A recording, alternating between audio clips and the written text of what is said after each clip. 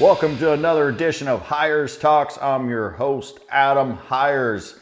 I help loan officers and real estate agents double their income while reducing their hours worked. What an awesome day this is. This is the first edition of Hires Talks on video. Woo! I'm sorry. I know I'm more, I'm more pleasant to just listen to, which is probably not pleasant at all either. But now you got me on video with 42 lines creative. Man, you talk about just a setup here. I'm at my house here in Richmond, Kentucky, and just man, we're just gonna go. We're just gonna go with it. So I'm gonna talk a little bit about mindset and uncovering what is really holding you back. And I got this bad boy right here. What the 10 things that require zero talent. But a lot of people just gloss over it. We're going to dive into what is going on in your business, in your mindset, and how it is holding you back from crushing your competition, crushing the goals that you have, and just being the best self you can be. You know, I always like to start with sports, and I got my gym back here. So, you know, if you've been following me, I was a powerlifter for years, was ranked number one in my weight class at 242 pounds in the world there for a little bit, for a hot minute, and love sports. So this weekend, the world record was broken for the deadlift at 1,104 pounds. 1,104 pounds by the big mountain. So that was just a huge monumental moment. And I'd love to see records broken. If anybody knows anything about me, I got my Jordans on today. By the way, for my buddy out there, Nick Wallace, Jordan's way better than LeBron. Sorry, buddy. But I am clutch, and I'm clutch in front of these gentlemen here that they're watching me because I got the Jordans on. If I had the LeBrons, I'd already choked by now. So I'm sorry. I'm gonna alienate some people. That's okay. But 1,104 pounds this weekend, huge record. And I love to see people just crush records because it's just such a mindset shift. There's no way that guy can lift 1,104 pounds if he didn't just work on his mindset first. And records are made to be broken. And so many times we hold ourselves back because we place our fears upon our, what goals we can set, and fears and all these barriers that we're going to set up. And so when somebody breaks the record, whether it's a 4-minute mile and then all of a sudden everybody broke the record behind it, that is just, man, that's just the human potential is what absolutely fires me up in the morning. That's why I love coaching. That's why I love getting people to the incomes they can never achieve. I didn't think I was going to be able to achieve the income I'm achieving right now. It's absolutely absurd. 7 years ago, I'm making $40,000 a year thinking I'm doing okay. And now I'm in the top 1 percentile in the whole United States in income and rising rapidly. How is that? Because I just took bull by horns and said, listen, I am good enough. And so I took what I learned from powerlifting and said, hey, that mindset I'm going to take to what I'm going to take into business. And so I took that mindset and that mind shift of I can't just make $40,000 a year. I can make $500,000 a year. I can make $1 million a year. I can make beyond that. And that is the mindset shift that you have to have in your business. So sports analogies and sports in general is what really motivates me because people are breaking records and doing things that people never would have thought possible. And that is the same in business. But you see it in a sports world because there is all these records being placed and so many people just striving, and then you see it broken. Just absolutely inspiring. So, man, 1,104 pounds, crazy. My family was like, oh, you can do that? And I'm like, no, I cannot. I cannot do 1,104 pounds on a deadlift. I've deadlifted 835 pounds and was capable of probably 865 at my peak, which is not bad for a average Joe, right? But was not able to do 1,104 pounds. But maybe if I saw 1,104 pounds and some of the things being done now, I would have been able to do over 900 pounds or, maybe 950. Who knows if I would have fully realized that was capable, and so that's what happens. People break records. 1,000 pounds was not broken for so long. And then all of a sudden somebody else broke it, and now you got people pulling 1,000 pounds, and it's same with the bench press record, everything else. And so it's just great to see. So let's get into what I want to talk about with the 10 things that require zero talent. I have this on my desk. I love to see this, but a lot of times people just look at it and say, okay, well, these are the things and you need to do this. And in my coaching, what I see is very little has to do with X's and O's. I was talking to my marketing assistant, and I have this 12-week planner, and I'm like, listen, I can just tell you, here you go. This is going to make you successful. You need to talk to this many people. You need to show up this time. You need to prepare this way, and it's not going to work. You can't just take a manual and say, here you go. There it is. Let's go to it. I can't tell you these 10 things are going to be just going to be a driving force to you being the hugely, wildly successful, because there's so much that goes behind these disciplines. Like why are you missing? Let's take being on time. Why are you not on time? Why are you not on time? Well, I'm just lazy. But the very fact is most people are not lazy. Most people are not lazy. That's not why they don't show up on time. And if you're coaching someone and they're not showing up on time, sometimes they just don't understand how that shapes the rest of their life. They don't understand how that bleeds one into another. Even if you're teaching your kid, being on time is important. Unless they go behind the why and they understand how that's important, they're never just going to be on time. We'll be on time. Well, great. That is just telling somebody what to do. That's not telling the why. That's not getting the disciplines in place. That is not being a driving force. And everything is a why. Every single thing is a why. It's not a how. It's not a X's and O's. It's why. Uncovering. So when I'm talking to clients, very little, like I said, has to do with X's and O's. So I was talking to one of my clients about, what they're doing in their business, and they just started just unloading of all this stuff that's going on behind the scenes and how they're feeling and how they're answering calls at all hours of the day, hours of night, and not spending time with their family. Why is that? What was it? What was the mindset? It was them not understanding what their worth was because something in their past had led them to that. So there's so many things that you go 1 or 2 layers below, you're going to be wildly successful. When you're doing sales calls, if you go 1 to 2 levels below that level of surface, then you're going to be successful. And also, you need to uncover in yourself.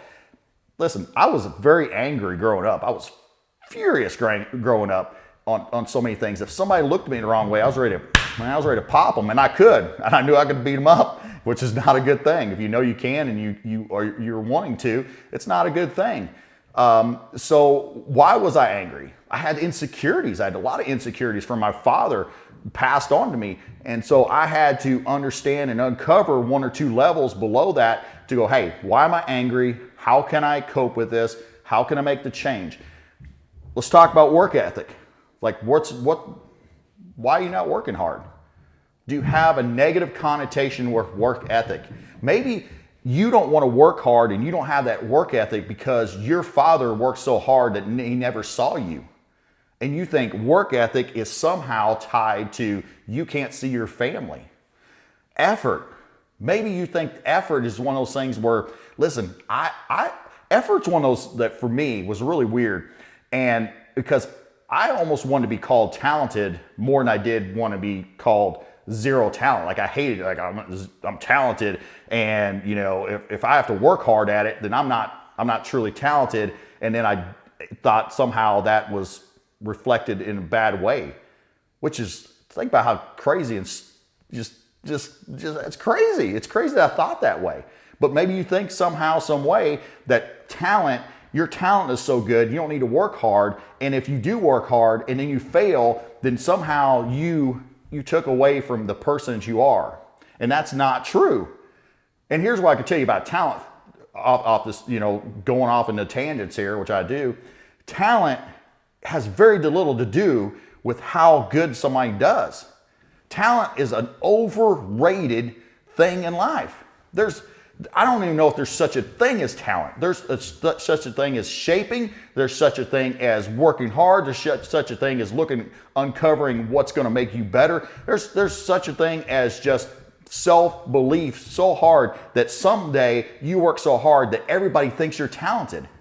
I'm cool. I don't have any talent. You probably look at me, well, yeah, you're right. You don't have any talent. Good, great. I don't care. Call me not talented. I'll outwork you. I'll train my body, my soul to be as strong-willed as I can on these, and I will uncover 1 to 2 layers, and that will raise me up to the levels that I never could have achieved before. Let's talk about body language. We talk about sales. 55% of sales when you're talking to somebody is body language. 55% is body language. So oftentimes we look at someone and they know they're not involved. And I'll tell you, it was funny. There's this coaching program that I was involved in. Very good coaching program. I was down in Dallas.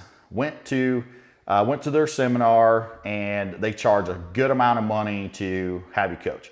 And I'm doing very successful in lending and getting this program. I'm introduced to their second in command. I'm sitting down with him. Sit down at the table, and we start talking. And as I'm talking, as we're having this discussion, his body language sucked. It sucked. He was not focused on me. He was focused on other things.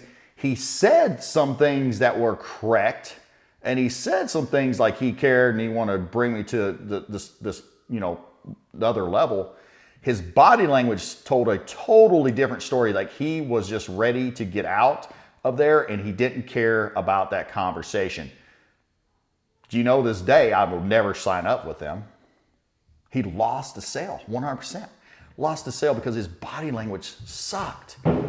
It was horrible. So he was saying 38, the other 45% was okay maybe. But the 55% of the body language I read, and that's what I do, and that's what I encourage you to study, was not genuine in what he was saying. I saw no genuine feelings of what he wanted me to achieve. It was all about getting that dollar. And so I said, nope, I will not do that. And the only way he could overcome that would be to call me personally, and we'd have a conversation probably face to face, and his body language would have to be right. And it would be a mistake. And guess what? Maybe he can overcome that, but that would have to be something he would have to overcome and not the other way around. So energy. Boy, I'm energetic today, buddy. Woo! So energy is something that we have to have, right? Like every day. Like energy is something that we help other people with, that we lift people's energy with. And so, what are you doing to feed into your energy? For me, I get up at 4:47 a.m. I'm down here at 5 o'clock doing something to work on myself, which is some kind of activity for 20, 30 minutes. Then I'm praying, I'm journaling, I'm meditating. Meditating absolutely is something that I thought was horrible before, and nobody does that. That's a man. That's I'm an alpha male. Like, meditate. That's foo-foo. That's not strength. I come for the powerlifting game. Like, the meditation is not strength. Meditation is weakness. But guess what? Meditation is very tough for me and still remains tough to me, but I love to do it because what it does is it makes me in such a mode that I can have more energy levels later in the day, like I have now, because I am at such a peace that I'm not draining my energy levels on stupid crap. I got an email this weekend that a guy was not going to go with us for a loan, or he was shopping me all of a sudden. He committed to me, then he was decommitted to me. I had one or two choices. I could respond on a Saturday evening and get out of my day, pull me out of my day, worry about that, and respond to that. or I should say react to that, because there's a difference between react and respond. I could react to that, which would be taking me out of my game. I had guests coming over. We were still social distancing outside, smoking a cigar. But I could have like let that drain me. I could let that drain my energy.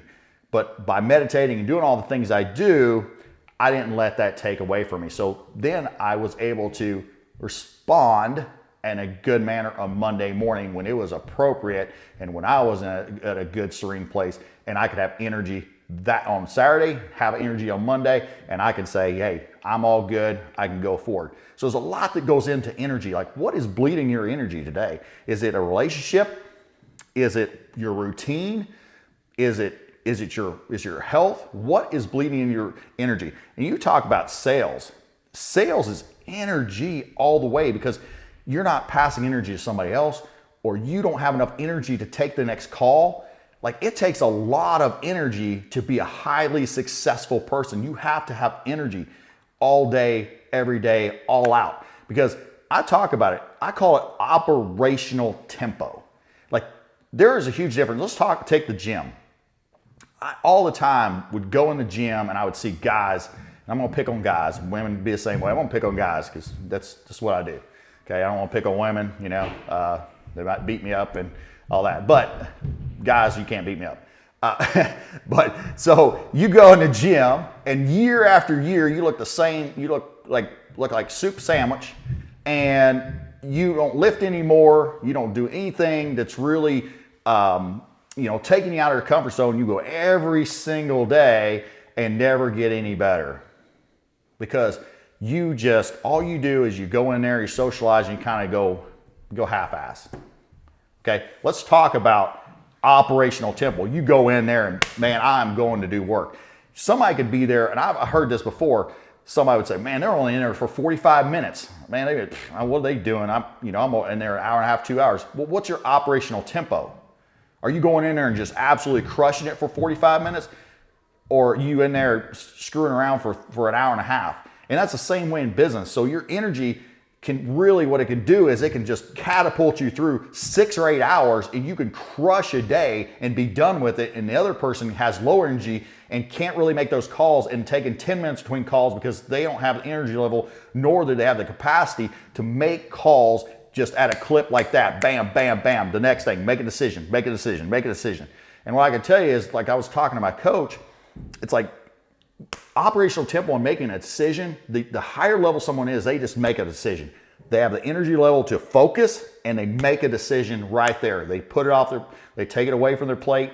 They just go on the next thing. Whether they miss or not, they've got the energy drainer off their plate. Attitude. Come on. How many people have seen somebody's attitude sucks, right? Like, does your attitude suck sometimes?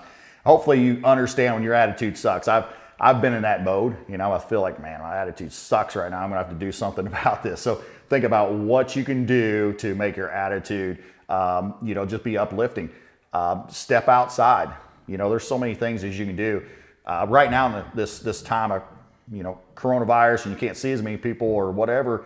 Like, just think of ways you can, lift your attitude, lift your spirits. Which sometimes for me, I'll put my AirPods in. I will go and walk and make my calls in the sunlight. It just, my attitude, my spirits are lifted. Passion, man.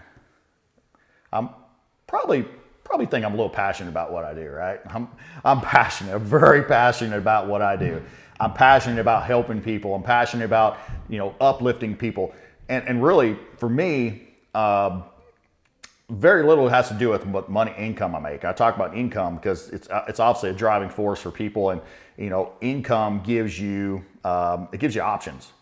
But passion in getting up in the morning has very little to do with my income. Has to do with how much passion I have for helping people. So what passion you have for really being the best person that you can be. Being coachable. Whew, I could be on a tangent for that. By the way, LeBron fans, I don't know how coachable he is.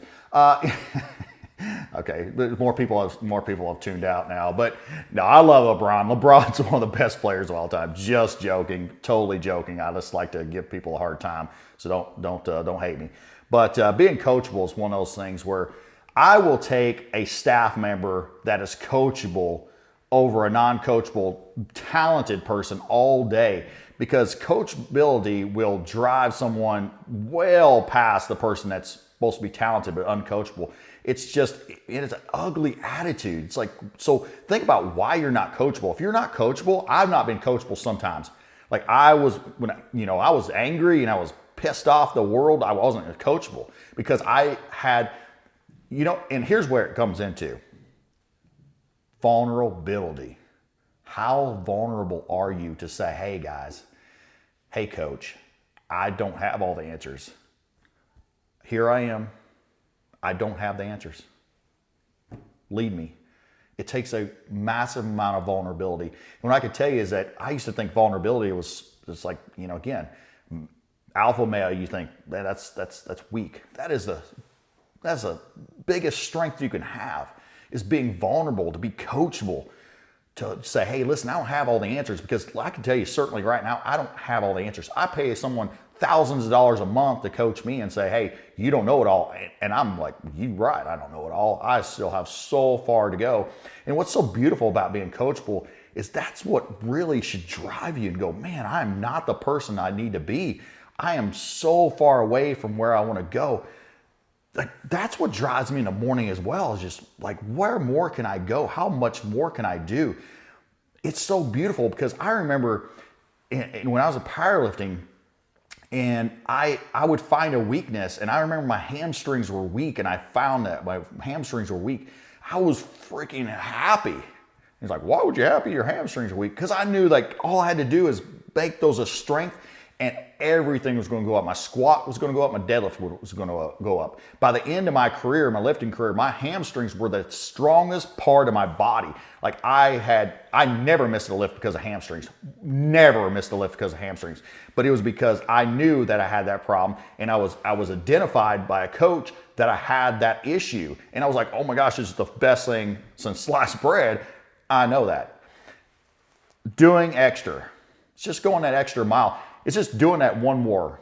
And so I was called by a real estate agent this last weekend, and we're talking. I said, this is a direct shot at you, loan officer. Direct shot at you. She said, everybody, all these lenders call me, and they call all this, and they want business, but then they don't want to do any extra. They just want to get the business, and that's it.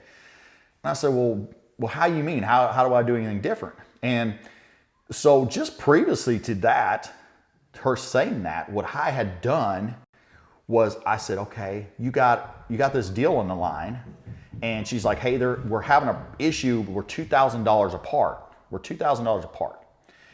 And I said, because I had the client, and I said, does the client know how much dollars a month that's going to be a difference in payment? She's like, I don't know. And I said, do they really want the house? And she's like, I think they do. And I was like, hey, listen, let me make a call to them on a Saturday evening. Let me make a call to them real quick, because this is somebody that I've talked about it before. This is a partner that I love, I trust, I value, and I'm going to do that extra. And so I call that client and I have a conversation with them. I'm like, listen, that's like $10 to $12 per month is what difference is that going to be? How much do you love the house? Let's talk about that. If you don't love the house, hey, let's move on to something else. But you love the house? And they're like, yeah, I love the house. I said, what else is holding you up from this, man? I'm just, and it really came back to kind of a pride thing. They just wanted to get the house they just had that set in their mind. But I had a conversation with them, and they were willing to go up $2,000. And I sold that for that client. I helped that agent, which is my client, sell that house. And it was good for the client. It was what's best for the client, because the client just couldn't get out of their own way. I wasn't forcing the client to do anything. I wasn't trying to manipulate them. It was literally throwing out what they have in their options. But they were able to get that home, which was important, and the real estate agent was able to secure that sale. That's going to extra. That's thinking, what else can I do? I call agents on the other side. Like you have 5 multiple offers. I have the deal. I have the client. I call the seller agent and say, hey, listen, Like, you want to take this. They're freaking A clients. They're going to go right through. Like, we'd love to have that deal. I've won deals for clients. It's doing that extra. Like, that's how you win deals. That's how you win relationships. What are you going to do extra? And being prepared. Being prepared. And that starts with your morning routine. That starts with what you have during the day, and say, hey, listen, I'm going to be prepared before I enter the office to win. And I prepare before I get in there. That's why I get up at 4:47 a.m. That's why I work on myself, because that is love for my clients. That is love for my team. Because when I come in, I'm charged up, I'm ready to go, and I'm prepared to win that day for my team, for my clients, for myself, for my family. I'm prepared to win that day because all the preparation that I'm putting in to make myself that way. And it's not the hours worked. That's a beautiful thing. Like, you can scale your business like to great heights, and all the people that have successfully are not working 100 hours a week. A lot of them are working 30 and 40 hours a week and just making millions of dollars because they're so prepared, and they prepare themselves, and they just continuously prepare that they are able to just branch off, and they're able to put people in place that they need to, and they're able to pour into people because they're freaking prepared like nobody else is preparing.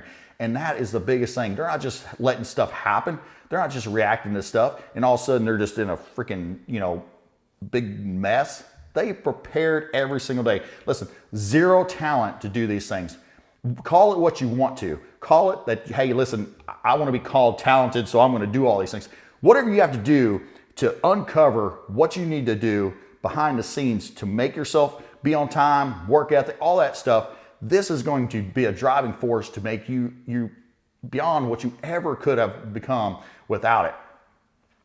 So that's what I got. I tell you what, I got the Jake's Cigar Bar on today. The hat, freaking love Jake's Cigar Bar. I am missing you, Jake's. Missing you every Thursday night. Jake's Cigar Bar, I was going there. It's Nicholasville, Kentucky.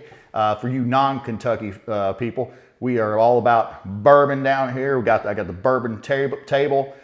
Jake's Cigar Bar. My probably favorite cigar really mostly is the Christophs. My favorite brand, I get a lot of Christophs. You can get those at Jake's Cigar Bar. I'm going to give a big shout out to Jason Carpenter. He's a real estate agent that I love. He messaged me because I was, about a year ago, I said, I was getting cigars, and he said, get the Christophs. And man, he was right. Now I have some other stuff in here. Got a Monte Cristo right there. I got some other stuff, but I switched up. But Christoph's is my favorite. But go to Jake's Cigar Bar, get your cigarettes, or excuse me, not cigarettes. Don't smoke cigarettes. Okay, smoke cigars. You don't have to inhale. It's all good. You can still be healthy and still lift a lot of weight. But bourbon, got a lot of bourbon selection there. I got a big bourbon collection over in the other room, and that was from Jake's Cigar Bar. But big shout out to 42 Lines Creative. My gosh, they are prepared, and I cannot wait until this video comes out. You got to check them out. If you're thinking about doing a podcast, you've got to get on there. They will do audio, video. They will crush it. I mean, my gosh. So get with them. If you don't get with them, you're just losing out, guys. So just awesome folks. And I cannot wait to keep this series going. Man, if you need something, you just let me know. But let me double your income. Call me 859-302-2641. Adam at hirescoaching.com. Limited risk equals limited income.